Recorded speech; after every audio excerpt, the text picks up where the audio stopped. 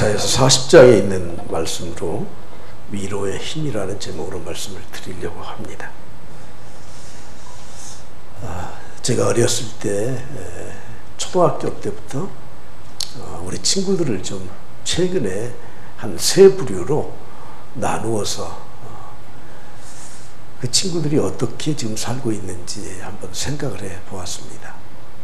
첫 번째 부류는 과거에 다 힘겹게 어렵게 살았잖아요. 우리 나라의 이 농업 인구가 70~80%를 차지했으니까 다 농사 짓고 땅은 좋은데 이게 뭐 큰 부자들은 몇십 마지기 농사 지었지만 한 대마지기 논이 없는 사람은 남의 논 빌려서 농사 지었지 않습니까? 다 힘들게 살았습니다. 그런데 그 친구들 중에 힘들게 부모 밑에서 성장하고 또 사회 진출해서 벌써 초등학교 졸업한 지가 50년, 60년이 다 되잖아요.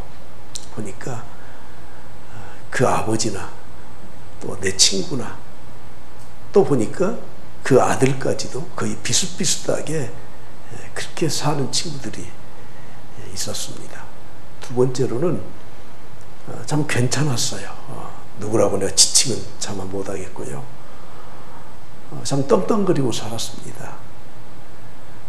그런데 나중에 제가 들리는 소문이 40대 자살을 해서 너무 힘들어서 세상을 떠났다는 거예요.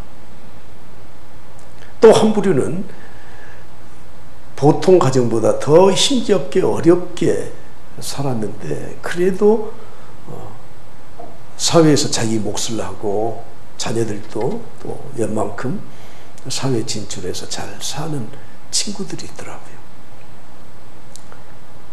제가 한 친구를 좀 제가 소개하면 그 친구는 저하고 굉장히 가까웠습니다. 초등학교 때부터 중학교까지 9년을 같은 반이었어요. 어떻게 이상하게 9년을. 가끔 그 친구들 집에 어렸을 때 놀러 가면 어머니는 홀어머니. 근데 알고 보니까 홀어머니가 아니에요. 아버지가 계시더라고. 어머니가 6.25 직후에 아들 하나를 데리고 재가를 했는데 하필이면 가정이 있는 남자하고 그냥 그렇게 살게 된 거예요. 그러니까 건너 마을에는 본처 자녀들이 있고요. 그리고 이쪽 마을에는 우리 친구하고 전에 어머니가 낳았던 아들, 그러니까 이성동복이라고 하잖아요. 데리고 온 아들 형이 있어요. 나중에 알았는데 내 친구는 성씨가 뭔데 그 형은 친형인데 성씨가 달라. 알고 보니까 그랬었어요. 얼마나 힘겹게 살았겠습니까? 하필이면 그 누나가 한 살 더 많은 누나가 우리 반이야. 우리 반.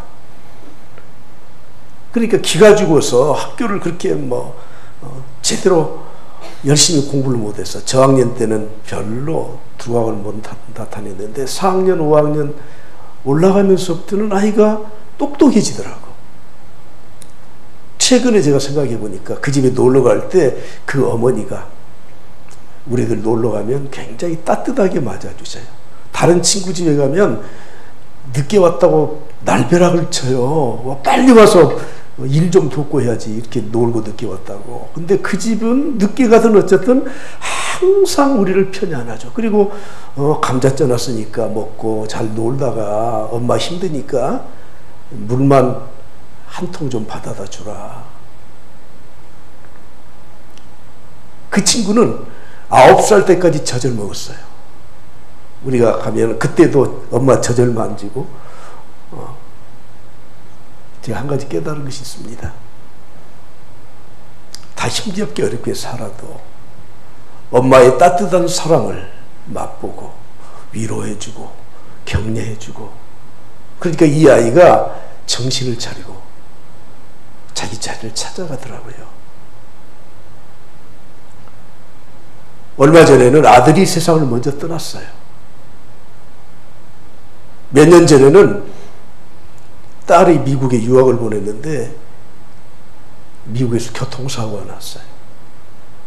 공무원할 때 휴직계를 내고 가서 몇 달 동안 그 딸을 돌봐주고 오더라고요. 지금도 만나면 그렇게 그늘진 삶을 살지 않습니다. 여러분, 제가 왜 제 친구 이야기를 이렇게 해드리느냐 하면, 우리가 가족의 구성원들과 함께 또는 여러분들의 가까운 사람들, 교회에서 또 신앙생활을 하면서 피차 위로해주고 함께해주고 어루만져주고 사랑으로 공유할 때 우리는 힘들고 어려운 모든 과정을 이겨낼 수 있는 힘이 있다는 것을 저는 여러분들에게 말씀을 드리는 것입니다. 이사야서를 보면 크게 두 부분으로 나누어져요. 구약 성경 가운데 이사야서가 시편 다음으로 가장 긴 성경 아닙니까? 66장까지 있습니다.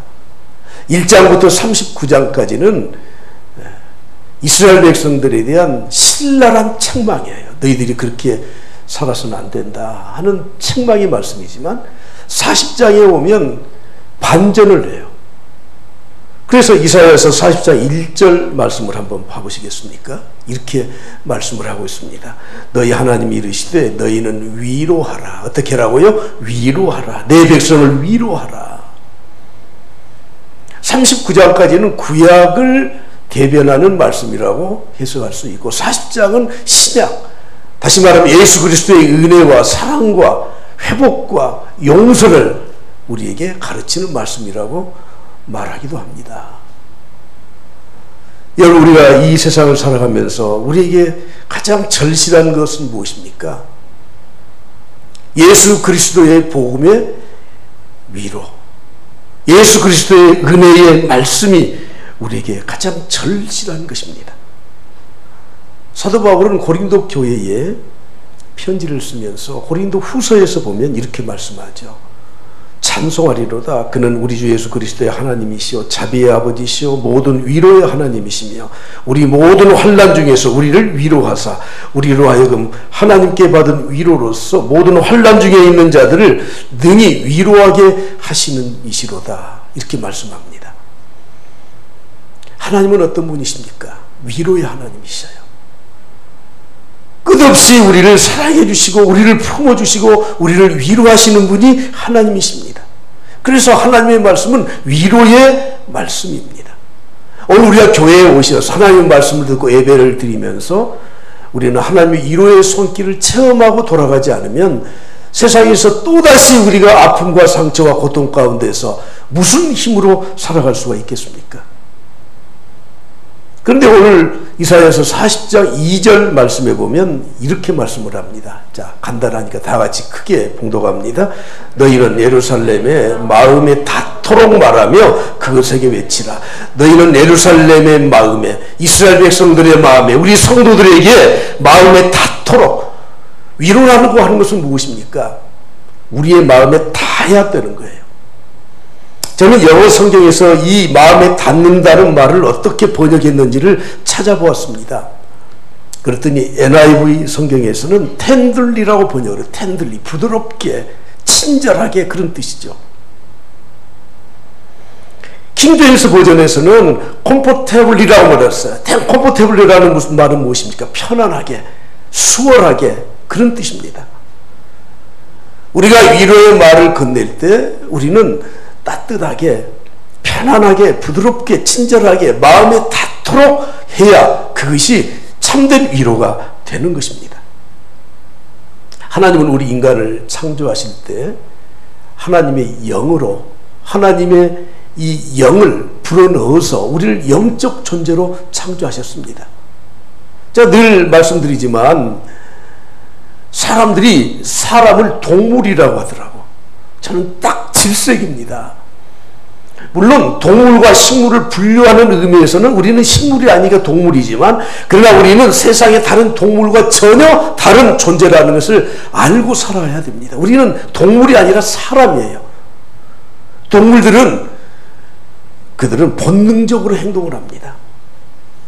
생각이 없습니다. 그러나 하나님은 우리에게 하나님의 영으로 창조하셨기 때문에 우리는 영적 존재이고 우리에게는 마음이 있고 생각이 있고 정신이 있고 정서가 있고 기분이라고 하는 것이 따로 존재하고 있는 것입니다. 그러므로 우리는 위로를 할 때, 위로를 받을 때 마음에 와 닿아야 돼요. 요즘 영혼 없는 말이라는 말들을 많이 쓰고 있지 않습니까? 영혼 없는 말. 잘 있었어? 여러분, 그것은 오히려 우리를 언짢게 만드는 거예요. 혹시 만나서 반갑게 악수를 할 때에도 여러분 좀 따뜻한 손길을 서로 주어야 되지 않겠습니까? 오늘은 요즘은 이제 거리두기 때문에 사람들이 가까이 하지도 않는데 이렇게 멀리서 이렇게 보더라도 저를 좀 봐보실래요? 보면서 우리의 눈길이 정말 사랑의 눈길, 가까이 가지는 못하지만 우리가 서로 마음에 닿는 그런 따뜻한 눈길을 가지고 보아야 되지 않겠습니까? 고통을 받는 사람들의 공통적인 특징이 있더라고요. 첫째는 억울하다 하는 마음입니다. 여러분, 똑같이 대한민국 땅에 사는데, 똑같이 이 광주에 사는데 갑자기 이런 집중호우가 내려서 내 집만 물벼락을 맞아요. 고통을 받는 사람들은 다 억울한 마음이 있어요. 내가 무엇을 잘못했길래 나에게 이런 불치병, 암이 걸려서 이렇게 내 인생을 이렇게 고통스럽게 살아가느냐, 이렇게도 생각을 갖고 사는 겁니다. 나는 피해갔다고 어려움을 당한 사람들에게 함부로 말을 해서는 안 되지 않겠습니까? 제가 가끔 말씀드리지만 미국의 그 김춘석 장로님이가 이름이 좀 오래돼서 책에 이름을 좀 잊었는데, 그 장로님이 미국에 가서 공부하시고 교수를 하시다가 간암의 말기에 기도원에 가서 기도하시면서 그 책 제목이 그러더라고. Why me? 하나님, 왜 하필이면 나입니까? 내가 무엇을 얼마나 잘못했습니까? 피를 토하면서 기도하시고 그러다가 치료받고 지금 알래스카 주립대학에서 교수 생활하시고 아마 다 정년하셨을 겁니다. 고통을 당하는 사람의 가장 첫 번째 갖는 공통적인 마음은 왜 하필이면 납니까? 왜 나에게 이런 고통을 주십니까? 하는 마음이에요. 그런 사람에게 우리가 위로하러 가서 마음을 닿지 않는 말로 이런저런 횡설수설하고 여러분 손을 잡아준다고 위로가 될까요? 두 번째로 고통을 당하는 사람들의 마음은 소망이 없을 때 그들에게는 엄청난 시대에 빠지는 겁니다. 오늘 저는 이런 상황에서, 우리의 상황이 누구나 다 위로를 받아야 될 이런 상황에서 오늘 위로의 능력이라는 제목으로 말씀을 드리고자 합니다. 사람은 누구나 무기력합니다. 인간은 전능한 존재가 아니라는 것을 알아야 됩니다. 특히 성경에서는 우리에게 이렇게 말씀하죠. 인간은 전적으로 부패해 있다. 부패 있어요. 로마서 8장 7절에 보면 육신의 생각은 하나님과 무엇이 돼요? 원수가 돼요. 야고보서 4장 4절에도 말씀합니다. 그런즉 누구든지 세상과 보시되고자 하는 자는 스스로 하나님과 무엇이 됩니까? 원수가 되는 거예요. 그래서 우리는 전적으로 우리는 타락한 존재입니다. 영국의 로이드 존스 목사님이 이렇게 말했습니다. 성경만큼 인간을 철저하게 비관적으로 말하는 종교나 철학은 없다고 말을 했습니다. 세상의 학문들을 보면 인간을 자꾸 추켜 세웁니다. 요즘 인문학이 유행 아닙니까? 철학과 심리학과 사회학과 모든 학문에서는 사람은 괜찮은 존재야. 그래서 사람들의 자존감을 높여주고 자꾸 추겨 세우는데, 그런데 성경은 그렇게 우리에게 말하지 않습니다. 에베소서 2장 1절에 보면 그는 허물과 죄로 죽었던 너희를, 그가 누구니? 예수 그리스도는, 우리 주님은 허물과 죄로 죽어 있어요. 우리의 영혼이 죽어 있어요. 하나님과 단절되어 있어요. 그런 우리들을 살려주셨다고 말씀하고 있습니다. 그러므로 우리 현대인들, 특히 21세기를 살아가는 오늘 우리들은 전적으로 부패해 있는 것은 전적으로 무능한 존재라는 것을 전제하고 있기 때문에 우리는 피곤하고 힘들고 어렵게 살아가는 것은 오늘 우리들의 삶의 현장의 모습입니다. 오늘 성경에서 말씀합니다. 30절 말씀을 보십시오. 소년이라도 피곤하며 곤비해요. 뭐 소년이 피곤하고 곤비합니까? 장정이라도 넘어지며 쓰러지되 한참 힘이 솟구치는 소년들, 특히 장정은 이 군대에 나가서 싸울 수 있는 능력을 가진 그런 사람들을 말을 합니다. 모든 사람들이 나는 힘들다, 나는 지쳤다, 삶의 압박과 탈진으로 세상을 살아가고 있는 이 현실에 오늘 우리는 금년에 코로나까지 또 최근에는 이 폭우까지 겹쳐 있지 않습니까? 모든 사람들이 정서적으로 불안하고 우울하고 무력증에 빠져 있는 것이 현실입니다. 특히 우리가 하고 있던 일이 잘 안 되면 사람들이 참 더 힘이 들어요. 육체만 힘이 든 게 아니에요. 힘들다는 말은 육체가 힘들다는 말이기보다는 우리의 정신, 우리의 마음이 힘들다는 거예요. 여러분, 좀 힘들어도 우리에게 꿈이 있다면 참고 견딜 수 있습니다. 그러나 꿈이 상실되면 더 피곤한 것입니다. 특히 꿈이 상실된 사람들이 피곤과 고통 가운데 있게 되면 자기만 피곤한 게 아니라 옆에 있는 사람들까지 자꾸 피곤하게 만들어요. 아무리 꿈을 가지고 우리가 살아간다고 해도 현실에 기쁜 일이 없으면 짜증나고 피곤하게 되어 있습니다. 특히 우리 믿음을 가진 사람들까지도, 믿음의 사람들도 영적인 탈진의 상태에 들어갈 때가 있습니다. 버닝아웃이죠. 영적 침체에 들어갈 때가 있습니다. 어느 날 갑자기 신앙에 대해서 회의감을 갖게 되고 세상에 염증을 갖기도 합니다. 대표적인 사람이 엘리야라고 하는 선지자예요. 엘리야는 이방신을 섬기는 850명의 선지자들과 대항해서 하나님의 능력으로 승리했습니다. 할렐루야. 그리고 3년 반 동안 가물었던 대지에 기도해서 비가 오도록 만들었습니다. 신바람이 났습니다. 달려갔습니다. 아합의 왕에게. 그러나 이세벨이, 아합의 왕후 이세벨이 엘리야를 더 핍박을 해요. 그래서 하나님 앞에 갔죠. 로뎀나무 아래 엎드려서 죽기를 구했습니다. 나는 산 소망이 없습니다. 나를 죽여주시옵소서. 하나님 데려가 주시옵소서. 그것이 우리 인간이라고 하는 것입니다. 하나님은 로뎀나무 아래 엎드렸던 엘리야에게 실컷 자도록 천사를 보내서 어루만져 주시고, 깨어나면 떡과 물을 주셔서 원기를 회복시키시고, 또 잠들면 또 천사를 보내시고, 그래서 완전히 회복되도록 하시지 않습니까? 여러분, 이런 상황에서 우리가 어떻게 새로운 힘을 얻어야 되겠습니까? 오늘 31절 말씀에 우리에게 이렇게 말씀하고 있습니다. 여호와를 앙망하는 자는 새 힘을 얻으리라. 할렐루야. 여호와를 앙망하는 자, 독수리가 날개쳐 치며 올라감과 같을 것이요 다른 박질하여도 곤비하지 아니하고 걸어가도 피곤하지 아니할 것이라고 말씀을 하고 있습니다.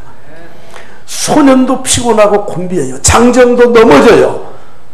그러나 여호와의 힘을 의리하는 사람들은 새로운 힘을 얻게 될 것이라는 것입니다. 요즘 우리는 새로운 힘을 공급받지 못하면 살아갈 수 없는 구조가 되어 있지 않습니까? 지난번 코로나 재난 긴급 자금을 온 국민에게 다 주었습니다. 저도 받고 여러분도 받고. 근데 6월 9일 날 인터넷 신문을 찾아보니까 99.5%가 찾아가셨더라고요. 우리 국민들이 다 찾은 것 같아요. 다 찾아. 저도 몇십만 원 받아서 그거 쓰니까 막 힘이 좀 나더라고. 그것도 일시적이지 않습니까? 오늘 이 시대에 우리는 새로운 힘을 공급받아야 돼. 하나님 우리에게 말씀하신 것처럼 때를 따라 돕는 은혜를 얻기 위하여 은혜의 보좌 앞에 나아가라. 때를 따라.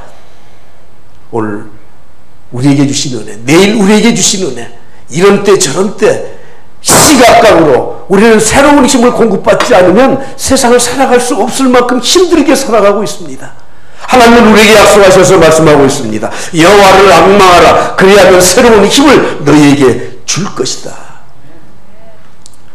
하나님은 우리 인간을 창조하실 때 직립으로 서서 걸어가도록 우리는 인간을 만드셨잖아요. 근데 보십시오. 저를 잘 보세요. 코가 옆에 있는 분 계세요? 눈이 뒤에 있는 분 계세요?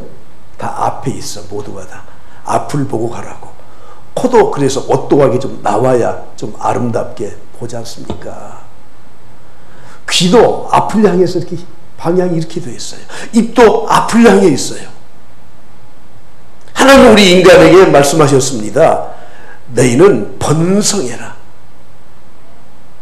세상을 다스리라. 정복하라. 그러기 위해서는 우리는 앞을 보고 힘있게 전진해서 나가야 되는데 새로운 힘을 공급받지 않으면 우리는 전진할 수 없습니다.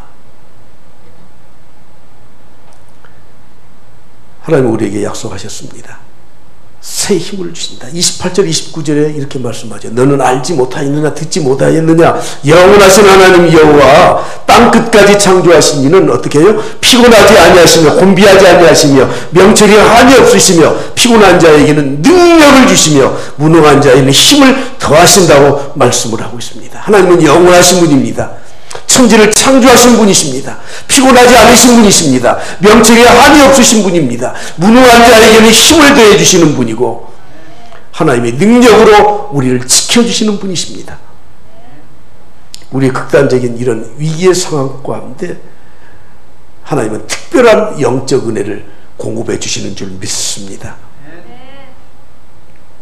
로마서 4장 17절에 보면 그가 믿은 바 하나님은 죽은 자를 살리신다고 말씀하셨습니다. 없는 것을 있는 것으로 부르시는 분이에요. 18절에 내려가 보면 그래서 아브라함은 바랄 수 없는 중에 바라고 믿었다고 말씀합니다. 아브라함은 바랄 수 없는 중에 하나님을 믿었습니다. 그래서 그 후손이 말씀하신 대로 번성하게 되었다고 말씀합니다. 그런데 여러분 21절 22절에 내려가면 이렇게 말씀하시죠. 약속하신 그것을 또한 능히 이루실 줄을 확신하였으니 아브라함이 했던 것은 믿음을 가지고 확신했었던 것 일밖에 없습니다. 나이가 100살이 되어서 독자 이삭을 얻지 않습니까? 그러므로 그것이 그에게 뭐로 여겨졌어요? 의의로. 여러분 그래서 우리는 무엇을 해서 새로운 힘을 얻고 새롭게 변화되는 것이 아니라 우리는 하나님의 능력을 믿는 것을 하나님은 의로 여겨주시기 때문에 우리의 믿음, 하나님을 앙망하는 그 확실한 믿음을 가지고 우리는 새로운 힘을 얻을 수 있다고 성경은 말씀하고 있습니다. 이사야서 45장 22절에 보면 땅의 모든 끝이요 땅의 모든 끝 세상의 모든 사람들을 지칭하는 거죠. 내게로 돌이켜 구원을 받으라는 거예요. 내게로 돌이켜. 대부분 사람들은 어려운 일을 당하면 친구 찾아가고 부모 찾아가고 이런 일 해보고 저런 일 해보고 그래서 우리의 눈길을 어디다가 맞춥니까? 세상에 맞춰요. 나를 도와줄 데가 어디가 없나. 로또 복권도 사잖아요. 세상에서 우리가 힘을 얻으려고 해요. 그런데 내게로 돌이켜 구원을 받으라는 거예요. 그래서 제가 지난 개역 한글 성경에는 어떻게 번역을 했었는가 보니까 이렇게 번역을 했습니다. 땅 끝의 모든 백성들아 나를 앙망하라. 똑같은 말이에요. 나를 앙망하라. 앙망한다는 말은 우리가 다른 데 시야를 돌렸던 것을 돌이켜서 하나님만 바라보라. 바로 그런 뜻이라는 것입니다. 사랑하는 성도 여러분, 여러분들이 지금까지 힘들고 어려울 때 우리는 세상 바라봤잖아요. 세상에서 해답을 찾으려고 했지 않습니까? 하나님은 우리에게 이렇게 말씀하십니다. 세상으로 돌렸던 눈 이제 그만 돌리고 나 좀 바라봐라. 나를 앙망하라. 그러면 내가 너희에게 새 힘을 주리라고 말씀하셨습니다.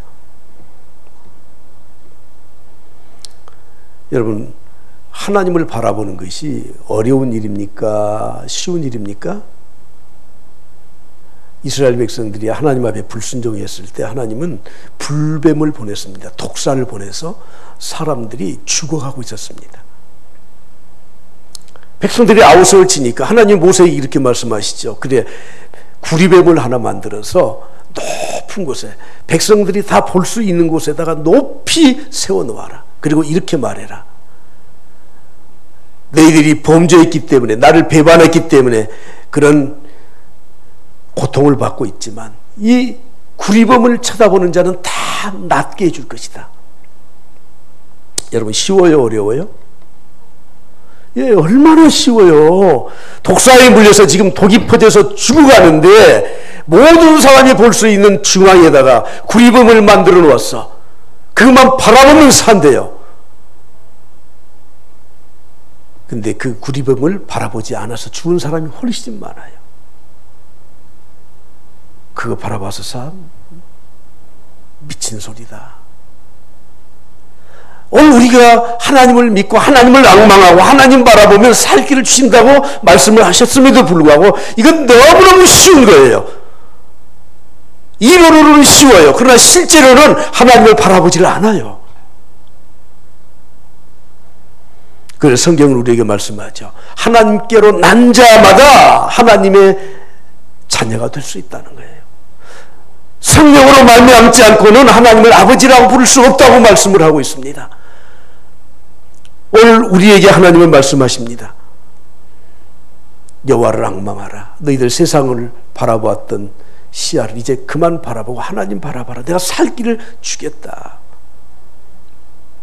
오늘 설교 제목을 위로의 힘이라고 제가 정했습니다. 마지막으로 하나님은 우리를 위로해 주시는 분인데 위로 받아야 삽니다. 할렐루야. 전에도 말씀드린 것처럼 세상에 힘든 일, 어려운 일, 그것 때문에 죽는 법은 없다는 거예요. 여러분, 그러면 여기 계신 분들 거의 다 죽었어야 될 것 같아. 여러분의 과거를 제가 잘은 모르지만 다 힘겹게 살아온 과거가 다 있지 않습니까? 그 정도 고생하고 어려웠으면 다 죽었든지 어떻게 됐어야 맞아요. 그런데 우리는 아직 안 죽었습니다. 사람은 어려움을 당해서 고통을 당해서 죽는 것이 아니라 힘들어서 죽는 것이 아니라 위로받지 못해서 죽는다는 겁니다.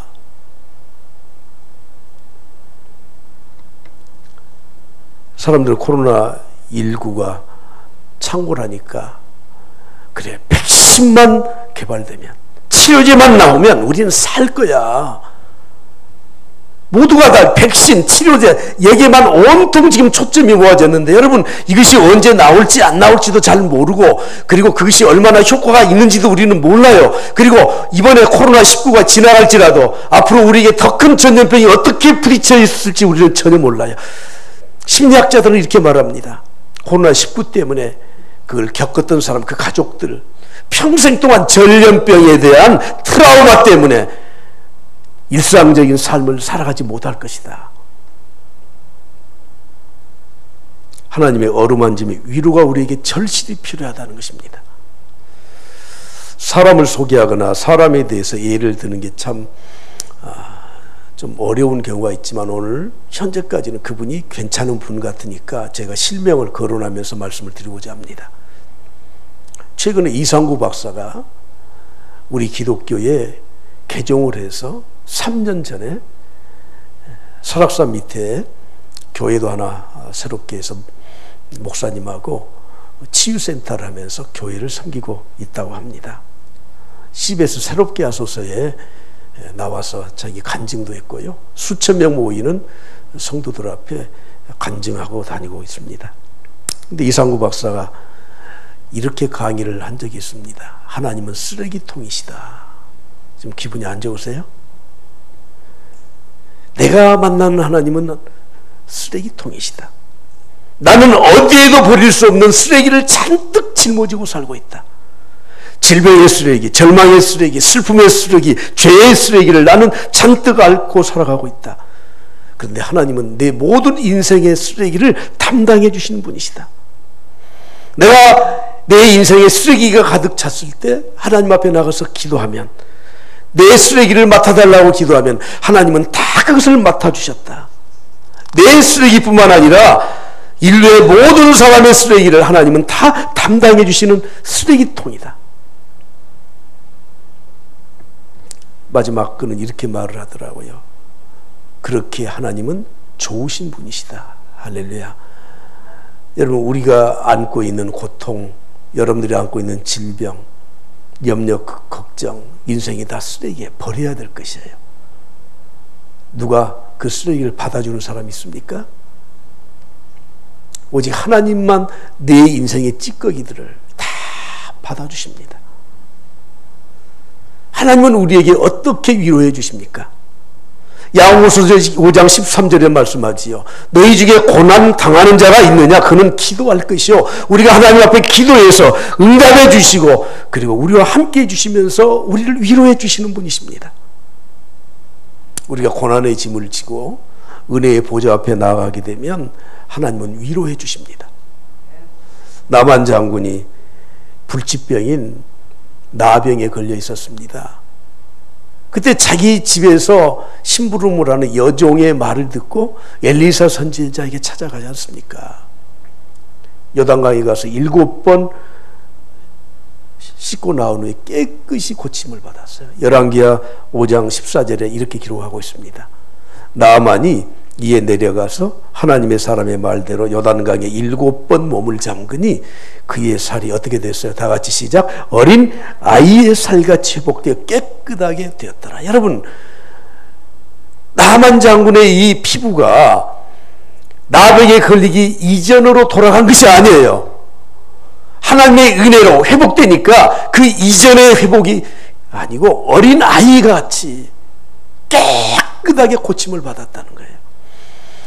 여러분, 우린 상처 없이 사는 사람이 없습니다. 다 상처가 있습니다. 마음의 상처가 있고 다 있습니다. 그런데 하나님 앞에 나아가서 치유받고 위로받고 회복되고 하나님의 은혜로 우리가 다시 거듭나게 될 때는 그 상처가 우리의 영광이 되는 거예요. 영광이.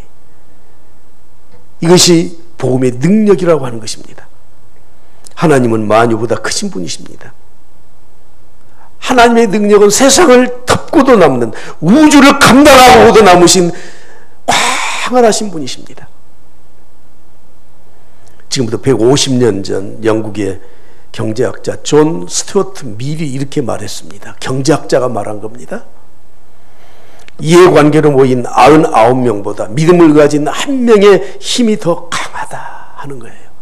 여러분, 99명이 뭐예요? 내가 내 주위에 능력 있는 사람, 힘 있는 사람 100명을 내가 옆에 놓고 도움을 받는 것보다 하나님을 믿는 믿음으로 사는 바로 그 한 사람, 그것이 더 강하다는 겁니다. 오늘 우리들이 세상을 살면서 누구든지 다 아픔이 있고 고통이 있습니다. 힘들어서 망한 사람 없습니다. 위로 받아야 우리가 살게 되는 겁니다. 사랑하는 성도 여러분, 우리 그리스도인들은 전지전능하신 여호와 하나님을 믿는 사람들인데 우리 모두 여호와를 앙망하며 위로받으며 하나님의 축복으로 회복되기를 바랍니다. 이미 말씀드린 것처럼 로이드 존스 목사님의 말을 마지막으로 드리고자 합니다. 설교는 이성으로 말하는 논리가 아니야. 영어로 로직이라고 하죠. 이성으로 말하는 논리가 아니에요. 설교는. 하나님의 말씀은 이성의 논리가 아니에요. 그럼 무엇이냐? 로직 온 파이어, 불붙는, 불타는 이성이라는 거예요. 설교자가 내 안에서 성령의 역사심으로 불붙는 하나님의 역사와 힘이 없이는 사람들을 변화시킬 수 없고, 여러분들이 이 말씀을 들을 때도 그래, 그 맞는 말 같아, 이게 논리적으로 로직으로만 들으면 아무런 변화가 없습니다. 내 안에 불이 붙어야 돼요. 아, 이것이 하나님의 말씀이구나. 내 안에 불붙는 그런 영적인 충만함이 있을 때 우리가 위로받고 새롭게 되고 하나님의 역사를 이루며 살아갈 수 있을 줄 확신합니다.